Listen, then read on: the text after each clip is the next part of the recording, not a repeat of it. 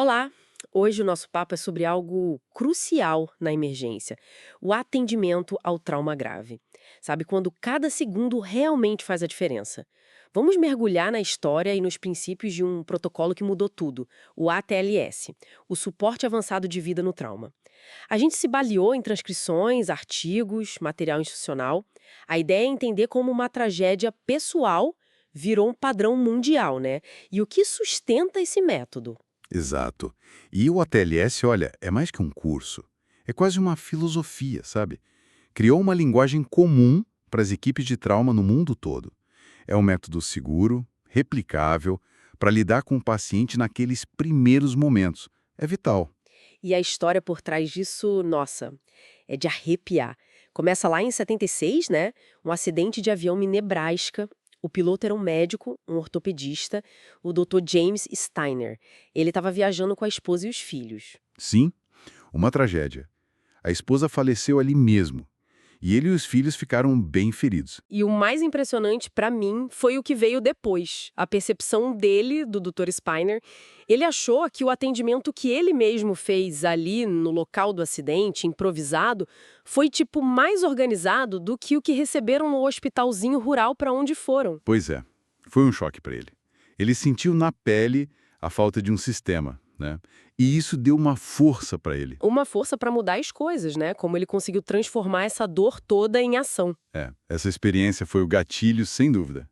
Ele pegou essa frustração, essa dor e buscou ajuda. Falou com colegas, com sociedades médicas, teve uma parceria importante com o Dr. Ronald Craig, e a ideia deles era forte: treinar antes de culpar. Ah, interessante isso, focar na capacitação, né? Exato, capacitar para evitar as mortes que poderiam ser prevenidas, em vez de só apontar o dedo depois.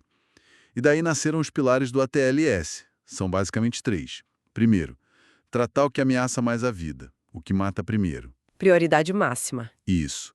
Segundo, não precisa esperar um diagnóstico fechadinho para começar a tratar o que é grave. E terceiro, agir rápido com o que se tem de informação clínica ali na hora. E isso virou o famoso ABCDE. Ah, o ABCDE. Muita gente da saúde conhece a sigla, né? Mas talvez não pare para pensar na lógica por trás. Pois é, não é só uma lista, é uma hierarquia, tem um porquê na sequência, baseado na fisiologia mesmo. A de vias aéreas, claro, com proteção da cervical. Sem ar, nada funciona. Depois B, de boa ventilação e respiração. Aí vem C, circulação, controlar sangramento grave. D, de disfunção neurológica, avaliar o estado neurológico. E E, de exposição total do paciente, mas controlando a temperatura, evitando hipotermia. E tem o X antes, às vezes, né? Sim, algumas versões mais recentes colocam o X para hemorragias externas massivas que precisam ser controladas imediatamente, antes de tudo. Essa sequência é o coração do ATLS. E essa abordagem pegou rápido, né? O primeiro curso foi em 78. Isso, e logo em 1980, o Colégio Americano de Cirurgiões abraçou a ideia, adotou o programa. E hoje? Tá no mundo todo, mais de 80 países, mais de 1,5 milhão de profissionais treinados. E ainda é revisado sempre, a cada 4 anos. É impressionante. É assim. E é curioso como algumas fontes que a gente viu comentam. Existe um debate, sabe, sobre a dificuldade de achar aqueles estudos super robustos, de altíssima qualidade, que comprovem diretamente que o ATLS, isoladamente, melhora o resultado final do paciente. Ah, é? Mesmo com toda essa aceitação. Pois é. Isso não quer dizer que o protocolo não funcione. A lógica dele é muito forte, mas mostra como é difícil medir o impacto de uma única coisa num cenário tão complexo como o trauma, né? Entendi. E isso conecta com a importância do trauma em si, né? Os números assustam. Nossa, sem dúvida. Trauma é a principal causa de morte para a população jovem de 1 a 40 anos. É muita gente. E tem aquela história da mortalidade trimodal, lembra? Mortes imediatas, ali na cena, mortes precoces, minutos ou horas depois, a famosa Golden Hour, e as tardias. A hora de ouro. Exatamente.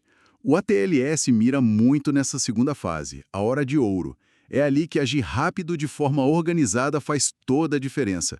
Para tratar um pneumotórax hipertensivo, por exemplo, aquele ar que acumula e comprime tudo no tórax, ou uma hemorragia interna grave, são coisas que matam rápido se não intervir. Faz todo sentido. E com essa presença global toda, como é que eles passam esse conhecimento? Como é o curso? Olha, pelo que a gente leu, não é só aula teórica, não. É um curso bem intenso, geralmente 2 dias, e muito prático. Mão na massa mesmo. Sim, tem discussões, aulas interativas, mas o forte são as estações de habilidade. O pessoal treina mesmo. Via aérea, dreno de tórax, controlar sangramento, usam manequins super avançados, até simulações com atores, para criar aquele clima de pressão do atendimento real, sabe? Entendi. Então, para a gente resumir, o ATLS nasceu de uma tragédia pessoal, bem marcante, mas se tornou um sistema global. É tipo uma língua universal para abordar o trauma no começo, né? Para dar melhor chance naquela janela crítica. É isso aí. Resumiu perfeitamente. E isso deixa a gente com uma reflexão, né? Ligando com aquela questão da evidência científica que a gente comentou. Se a força do ATLS está em agir rápido, de forma padrão, baseado em prioridades, muitas vezes sem ter o diagnóstico completo, e se, por outro lado, como algumas fontes apontam, ainda se discute o nível de evidência direta do impacto nos desfechos, fica a pergunta, né? Qual é o desafio constante para a medicina de emergência?